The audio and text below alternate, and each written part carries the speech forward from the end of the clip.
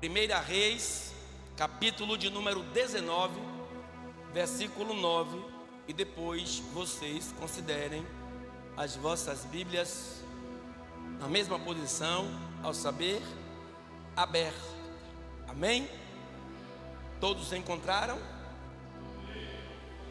Enquanto vocês procuram, que é no Antigo Testamento, logo após os Pentateucos, nós temos visitantes nesta noite. E como é que a igreja local os recebe?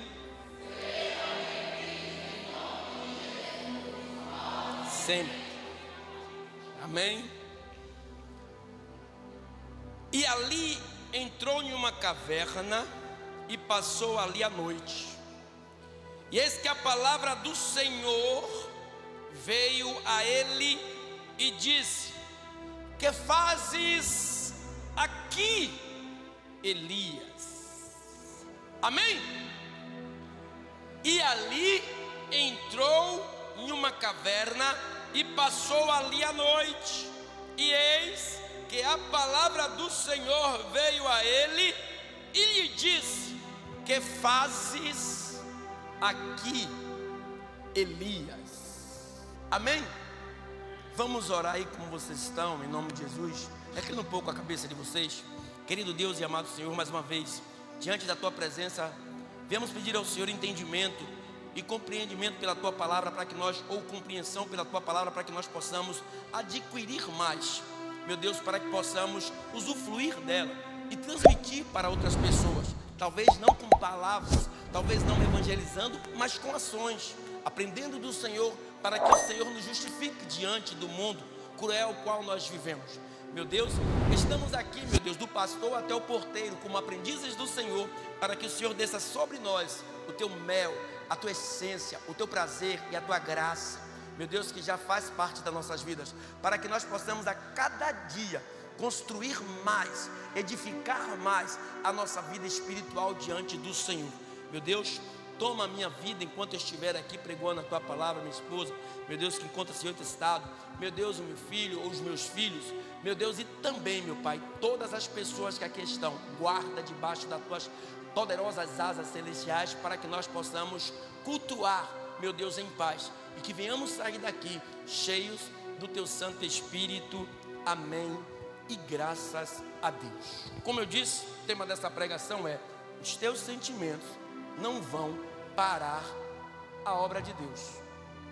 Se nós formos analisar Elias do capítulo 17 e Elias do capítulo 18, nós não iríamos e nem iremos entender por qual razão, motivo ou circunstância Elias se escondeu na caverna. O sentimento que Elias estava naquele momento era um sentimento de medo.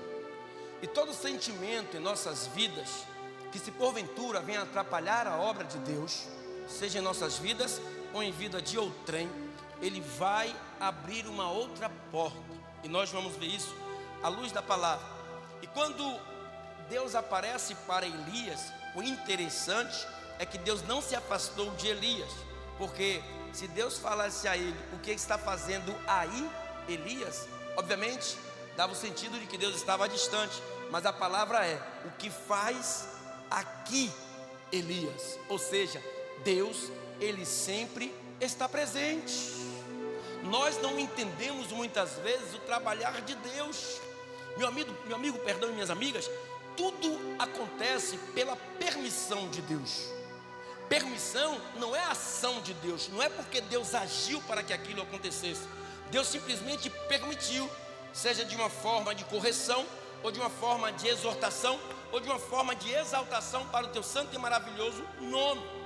Quando Deus me trouxe domingo esse momento de reflexão, comigo e ele ali em casa à tarde, quando eu estava só, e vim ver alguns sentimentos que tentaram atrapalhar a obra de Deus.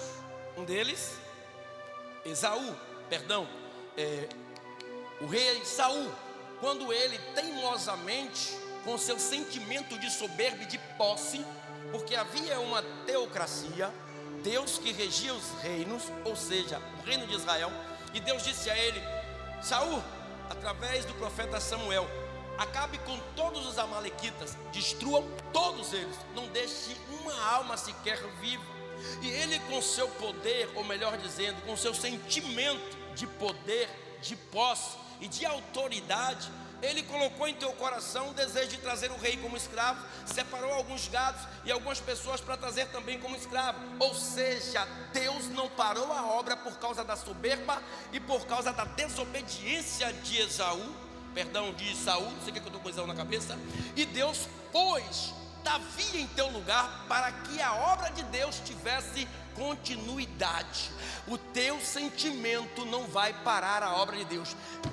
Jonas vai até Nínive e prega para os ninivitas, porque a ira, ou melhor dizendo, o pecado deles já está chegando às minhas narinas. Ele pega um barco e vai para trás, porque ele estava com sentimento de ódio com os ninivitas. E Deus não compactua com ódio. E Deus pôs ele na boca de um peixe 3 dias e 3 noites. E ele teve, se não me falha a memória, que ir até Nínive pregar o evangelho. Então, quando você diz que não vai, por quaisquer motivos que seja, Deus, ele não vai parar de fazer a obra dele.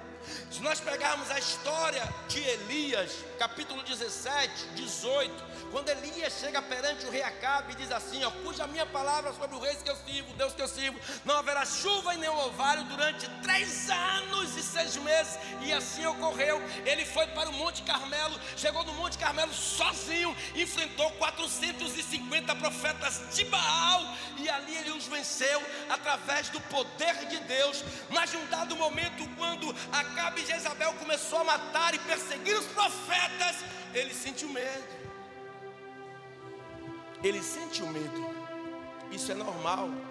Mas os nossos sentimentos seculares, naturais, não vão parar a projeção de Deus na obra que Ele tem que fazer na minha e na sua vida. Vê aí comigo versículos de número 9 e 10. Olha o que acontece. E ali entrou em uma caverna e passou ali a noite. E eis que a palavra do Senhor veio a ele, que ele disse: que fazes aqui, Elias? E ele disse: tenho sido muito zeloso pelo Senhor Deus dos exércitos, porque os filhos de Israel deixaram a tua aliança, derrubaram os teus altares, mataram os teus profetas à espada, e só eu fiquei, e buscam a minha vida para me tirar. Ou seja, a defesa de Elias com Deus foi a perseguição de Acabe mais Jezabel. Só que quem está com Deus, quem vive com Deus, não teme afrontas humanas nem afrontas espirituais, porque Ele sempre está presente. O que é que Elias queria com Deus ali? Barganhar. Como é que você, Elias, mata 450 profetas por causa da minha palavra? Porque Elias não caiu fogo no holocausto que eles puseram ali, mas não saiu de imediato. A água que estava, Elias, eu lambi toda. Assim como você me pediu, Elias, eu não te ouvi, Elias, então eu estava contigo no Carmelo. Elias, quando tu foi diante de Acabe, que tu pediu a mim para que parasse de chover, para que ele ouvisse as minha voz, você não ouviu, Elias, que eu parei, então eu estou contigo, Elias. Deus está contigo nessa batalha. Deus está contigo nesse problema. Não vai procurar saber de homem, não vai procurar saber de mulher, não vai procurar saber de ninguém, porque Ele já tem mostrado a você que Ele é contigo. Não precisa você ficar propondo a Ele defesas, justificativas, porque Ele sabe do que você precisa. Ele é o Deus de ontem, igreja. Interessante que Ele também é o Deus de hoje, e mais interessante ainda que Ele é o Deus de amanhã. Ele sabe o que te espera e o que me espera, e antes que o problema nos espere lá na frente, Ele já está lá. Ele não deixa você sozinho. Ele não deixa você sozinho. Pastor, estou passando por uma dificuldade. Entrega os teus caminhos ao Senhor, confia nele, e o mais Ele fará. Então, no versículo 11 e 12, Deus é quem comanda a igreja, a história. Deus é quem comanda a existência. Deus é quem comanda a morte. Deus é quem comanda a vida. Deus é quem comanda os elementos naturais. Deus é quem comanda os céus, a terra, o que está debaixo da terra e o que está debaixo do mar. É Deus que comanda. Olha o que diz a palavra do Senhor. E Deus lhe disse: sai para fora, neste monte perante o Senhor. E eis que passava ao Senhor como também um grande e forte vento, que fendia os montes e quebrava as penhas diante do Senhor. Porém, o Senhor não estava no vento. Depois do vento, um terremoto. Também o Senhor não estava no terremoto. E depois do terremoto, em nome de Jesus Cristo de Nazaré, um fogo. Porém, também o Senhor não estava no fogo. E depois do fogo, uma voz mansa e delicada. Pastor, o que é isso? Ele sussurra em teus ouvidos o tempo inteiro, mas nós que não conseguimos ouvi-lo. Interessante, quando eu vi o jovem ontem, que ele disse que o diabo estava falando com ele, descendo a ladeira o tempo todo, ele dizendo que não ia fazer. As pessoas até ouvem o que Satanás propõe, mas não ouvem a defesa que Deus tem pela sua e para a sua vida. Deus, Ele não te deixa com as mãos vazias. Deus, Ele não te deixa na escuridão sem que a luz esteja contigo. Ainda que esteja na escuridão, Jesus, Ele é o teu caminho, e Jesus vai te guiar pela verdade para que você alcance a vida. Deus, Ele não desampara os necessitados. No versículo 13, Deus, Ele se revela para ele. Olha o que ele diz: e sucedeu que, ouvindo a Elias, envolveu seu rosto na sua capa, saiu para fora e pôs-se à entrada da caverna. Então veio a ele uma voz que dizia: o que fazes ainda daqui, Elias? Ou o que fazes aqui? Porque quando ele pegou a capa e ele se dispôs a sair, porque ele entendeu que Deus estava realmente naquele lugar. Ele viu o terremoto, ele viu o vento, ele viu o fogo e viu que Deus estava naquele lugar. Porque é como se Deus estivesse falando: está vendo o fogo, Elias? Está vendo o vento, Elias? Está vendo essas rochas que o vento fende nela? Está vendo o terremoto, Elias? Em tudo isso não tema, porque eu estou contigo. Não tema as afrontas do diabo, porque ele não pode contigo, porque se eu estou contigo, ele não pode se apoderar de você. Ou seja, Deus se revelou a ele. Ou seja, é como Deus estivesse dizendo, quando você estivesse ali chorando, orando, dizendo: Senhor, não aconteceu ainda. Senhor, por que isso está acontecendo? Eu já imagino Deus dizendo: eu estou aqui, filha. Mas por que eu estou sofrendo? Deus vai te responder: eu estou aqui, filha. Mas por que isso está acontecendo? Ele vai te responder outra vez: eu estou aqui, filha. Eu estou aqui, filho. Quando Jó orou a Deus, no momento em que ele se encontrava com lepra, os amigos se afastaram, os parentes se afastaram, a mulher obviamente largou ele, perdeu 10 filhos, perdeu tudo que ele tinha e ficou questionando a Deus. Mas Deus, por um momento, se calou. E quando Deus, ele se cala, é porque ele está trabalhando ao meu e ao teu favor. Ah, pastor, não acredito nisso não. Malaquias. Em Malaquias, Deus encerra a fala dele pelos profetas em Israel. Quanto tempo Deus ficou? 400 anos trabalhando em silêncio. Olha quanto tempo levou a reunião de Deus, Jesus, os serafins, os querubins, os arcanjos, os anciãos. Olha quanto tempo, e o Espírito Santo, quanto tempo levou? 400 anos. Mas quando ele abre a boca, quem vem? Me ajuda a pregar, quem vem? João Batista e Yohanan Batista, que derramava o povo nas águas batimais, dizendo: oi, eis que já é chegado o reino de Deus. Deus derramou graça. Deus, quando ele fica calado, que você ora, que você não vê alternativa, que você não vê posição, que você não vê uma luz, se prepare, porque o dia da tua vitória está próximo, batendo a tua porta. E quem não acredita, Deus vai mostrar às pessoas que você é filho do Deus Altíssimo. Elias saiu da caverna, viu que Deus estava naquele lugar, e ainda como aquele crente com orações repetitivas. O que é que Jesus fala em Mateus 6,6? Entra no teu quarto, fecha a porta sobre si, os teus aposentos, e ora em silêncio, que Ele vai te revelar em público. Mas não fica falando vãs palavras, porque Ele já sabe o que você vai dizer antes que você fale.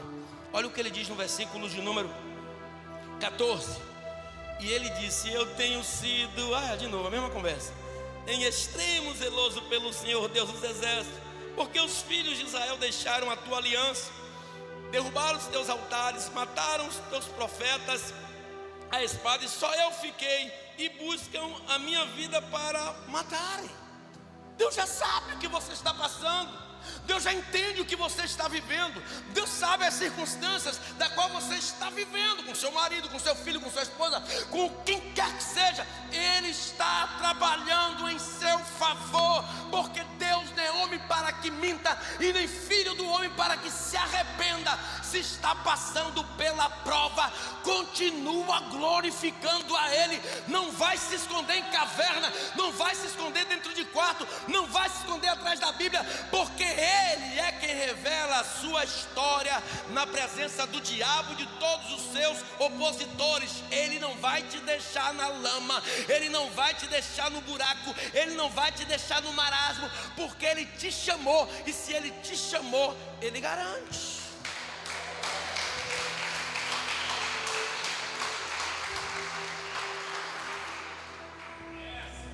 E Deus tem dado, sabe, Paula, muitas vezes instrução a minha, a senhora, ela tem nos dado instrução. Deus não nos manda para a batalha sem espada. Chega na casa de Jessé, do Belemita, cidade de Belém. Vou voltar um pouco à história. Samuel, na época que Deus, por causa do sentimento de egoísmo de Saul, por causa do sentimento de possessão de Saul, por causa do sentimento de desobediência de Saul, de arrogância, Deus manda ele na casa de Jessé. Tinha os filhos de Jessé que eram generais do rei Saul, homens de guerra, mas Davi estava lá, e Davi era pastor de ovelhas. E quando Deus manda ele ir até a casa de até a casa de Jessé, unge Davi. Só que dali, até Davi sentar na cadeira real, durou anos, igreja. Não foi da noite para o dia. E Deus mandou Davi ir através ou por intermédio de Jessé. Vai lá, vê como é que está a guerra, amém?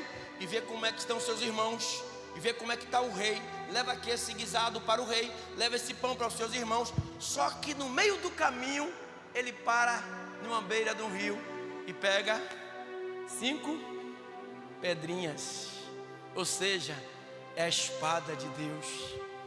E quando Golias se levanta, durante 40 dias, ele ficou com essa ousadia. Ele pega a espada que Deus deu a ele. Ele já tinha levado o pão, ele já tinha levado a comida que o pai dele mandou. E no meio do caminho, quando ele deu sede, no meio do deserto, que ele vai beber água, eu imagino 5 pedrinhas assim, separadinhas para que ele pegasse. E de repente ele pega, bota dentro da sua sacola e ele segue o caminho. Qual é a sua pedra que Deus está mandando derrubar o gigante hoje? Você pode levantar ela comigo? Levanta essa pedra aí, que o gigante cai por terra quando a gente usa a força da palavra. E contra isso não tem argumento satânico que nos derrube, ainda que as circunstâncias estejam adversas. Olha o que Deus diz no versículos 15 e 16. Louvado seja Deus. E o Senhor, olha a instrução que Deus disse a ele. E o Senhor lhe disse: vai, volta pelo teu caminho para o deserto de Damasco, e chegando lá, unge a Azael, rei sobre a Síria. Também a Jeú, filho de Nissi, ungirás rei de Israel. E também a Eliseu, filho de Safate, de Abel-Meolá, ungirás profeta em teu lugar. Ou seja, Deus deu a instrução, e quando a obra de Deus ela tem que ser concluída, se Elias sentiu medo, e Elias depois vai aparecer lá no monte da transfiguração, quando ele e Moisés vai relatar para Jesus o nosso segundo êxodo, ao saber, a Páscoa, que não é feita com coelho, é feita com chocolate, mas é com sangue do cordeiro. Então, quando Deus fala isso, Elias, se você não quer, a minha obra não pode parar. Vai lá, unge o rei da Síria, vai, unge o rei de Israel, mas vai na casa de seu Safate, em Abel-Melá, e vai ungir Eliseu em teu lugar. Olhe para o irmão que está do lado, diga: a obra de Deus. Diga mais alto, diga: a obra de Deus não pode parar. Diga: a obra de Deus, ela tem vida. Diga: a obra de Deus, ela é eterna. E o que é eterno, o tempo não pode parar, o medo não pode parar, o egoísmo não pode parar, a soberba não pode parar, a mentira não para o que é eterno. Então você vai ter que ir lá e ungir Eliseu em teu lugar. Versículos 17 e 18. Aí Deus começa a mostrar que Ele é um Deus de ação, um Deus que age, um Deus que não perde batalhas, um Deus que não baixa a espada, um Deus que não olha para trás, um Deus que sempre vence. Olha o que Ele diz: e há de ser, agora é comigo, Elias, agora é comigo. Olha o que Deus fala para ele: e há de ser que o que escapar da espada de Hazael, matá-lo-á Jeú, e o que escapar da espada de Jeú, matá-lo-á a Eliseu.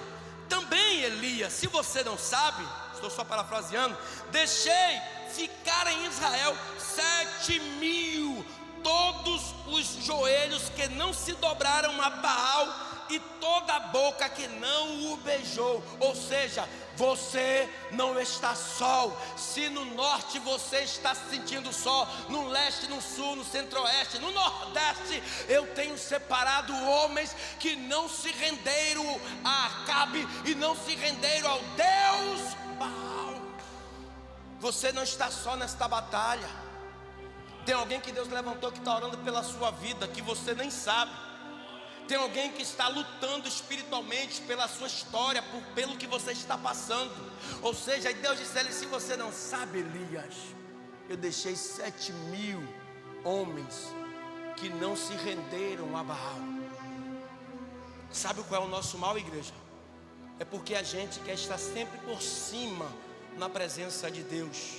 A gente quer estar sempre gozando do melhor de Deus, né? Quando a mulher de Jó chega para ele e vê ele lá no chão se coçando com um caco de telha, diz a ele: ainda retens a tua fé a esse Deus?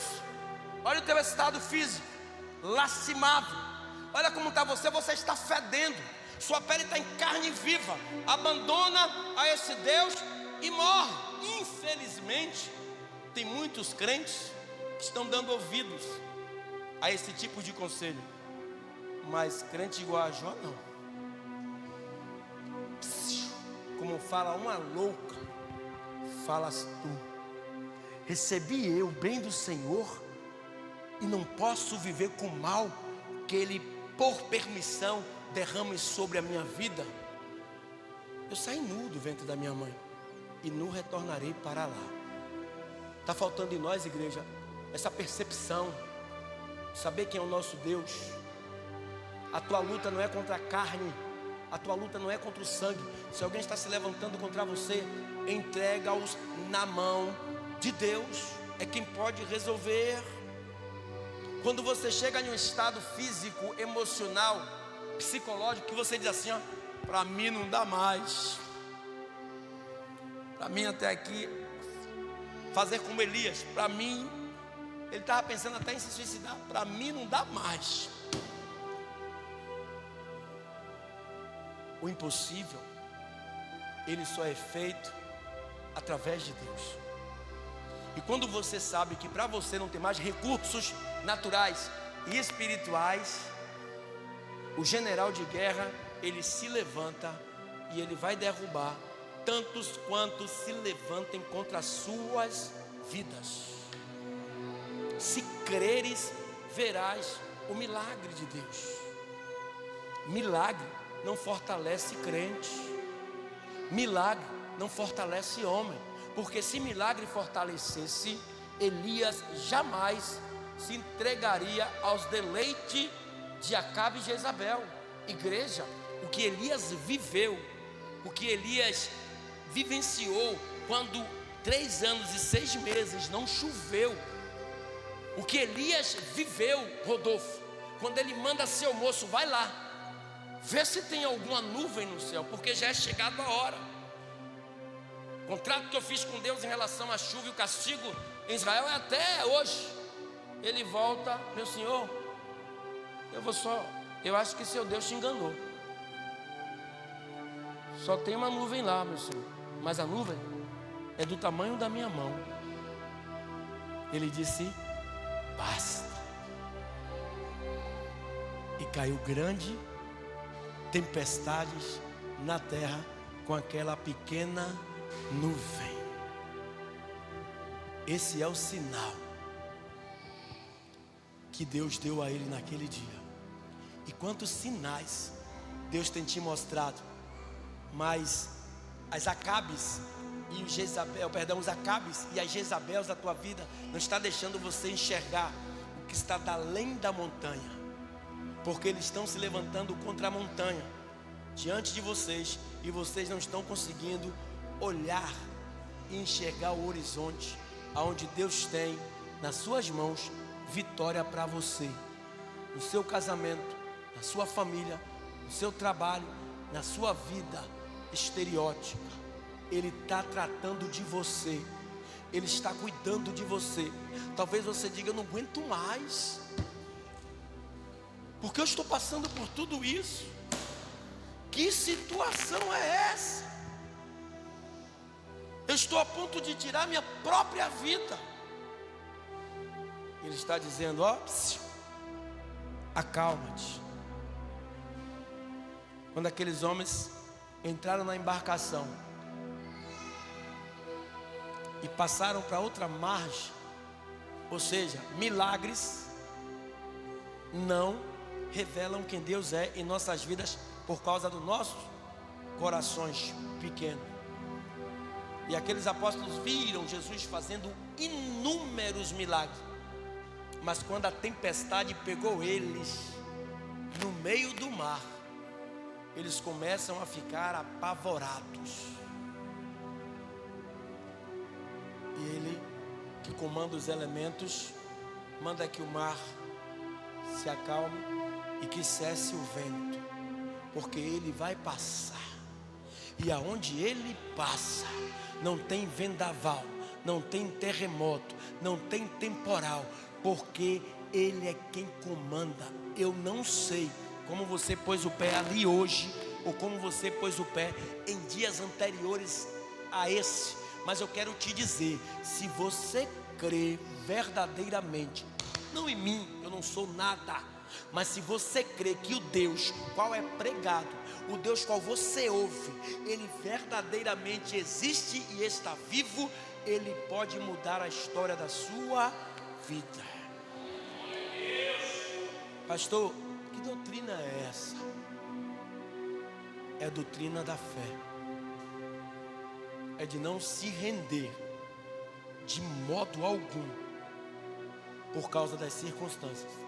Não se renda ao seu adversário, porque não existe, grave bem isso, não existe ou não existem adversários vitoriosos na vida daquele que serve a Cristo Jesus, porque Ele é o general de guerra. Ninguém pode com você se você estiver com Cristo. Não temas, porque Ele está contigo, e não te assoles, porque Ele é o teu Deus. Até quando estarás com Ele e sofrerás esses danos, porque não sabe com quem está andando? O engraçado de tudo, né, que tem uma palavra, uma frase no mundo, e nós usamos isso de uma forma tão, com tanta certeza, que quando uma pessoa anda com outra e de repente aquela pessoa cai de alguma forma, a gente diz logo, quem se junta com porcos, farelos comem. Não é verdade? Porque nós temos certeza disso. Porque nós dissemos ao nosso filho: não ande com fulano. Nós dissemos às nossas irmãs: não ande com Beltrano. Nós dissemos aos nossos amigos: não anda com ele não, porque não é uma companhia boa. Aí eu te pergunto: e quem anda com Cristo? Vai sofrer na batalha? Pode até sofrer, mas não vai perder, porque Ele é o vencedor. E se você está com Ele, ainda que esteja tudo dando errado, tão somente creia, porque Ele é o Deus da tua existência. Ele é o Deus da tua origem. Ele é o Deus da tua caminhada. O Salomão, o rei Salomão, ele chega a escrever no teu livro Eclesiastes, no capítulo 3, há um tempo determinado para todas as coisas debaixo do céu. Está sofrendo? É o tempo de sofrer. Está chorando? É o tempo de chorar. Está sorrindo? É o tempo de sorrir. Está se estressando? É o tempo de se estressar. Mas vai chegar o tempo da bonança. Vai chegar o tempo da vitória.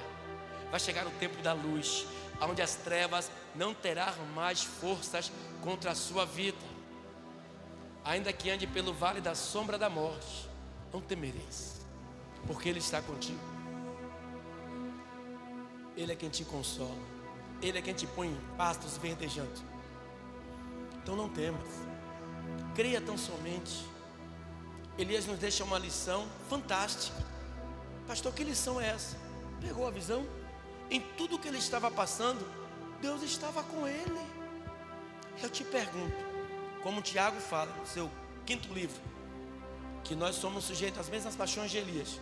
Aí eu te pergunto, o Deus de Elias não é o Deus de Paula? Não é o Deus de Lilian? De Viviane? Não é o Deus de Carmen? De Eliana? De Zil?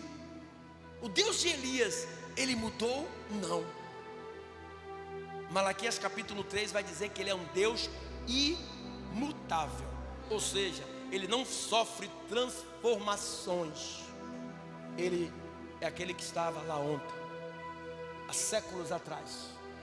Ele é aquele que estava há 1000 anos atrás. Ele é aquele que estava há 2 meses atrás. É o mesmo que estava ontem. E Ele está aqui hoje. E Ele está passeando por essa igreja.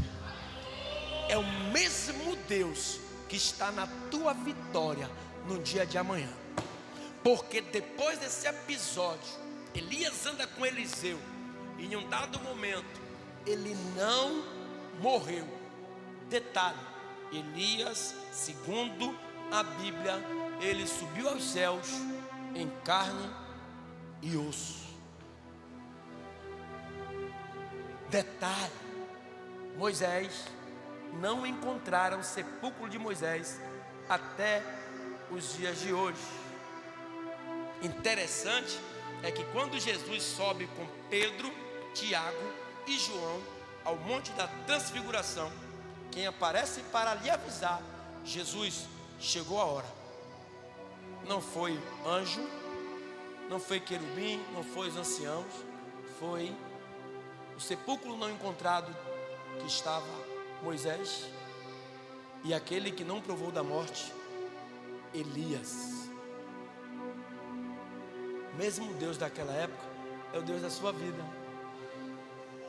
Sabe qual é o nosso mal? Não acreditar. Você acredita até se alguém te fizer uma promessa de trabalho, de passeio, de um empréstimo, de uma nova amizade. O mais interessante é que você nunca acredita que aquele que já te livrou de inúmeras situações adversas, Ele também pode, ou melhor dizendo, Ele é o único que pode prometer e cumprir aquilo que Ele prometeu. Então Ele está hoje aqui nesse lugar. E eu vou reservar esse pedaço para aqueles que querem vir aqui. E eu vou fazer uma oração pela sua vida. Em área que pode ficar de pé toda a igreja, seja em que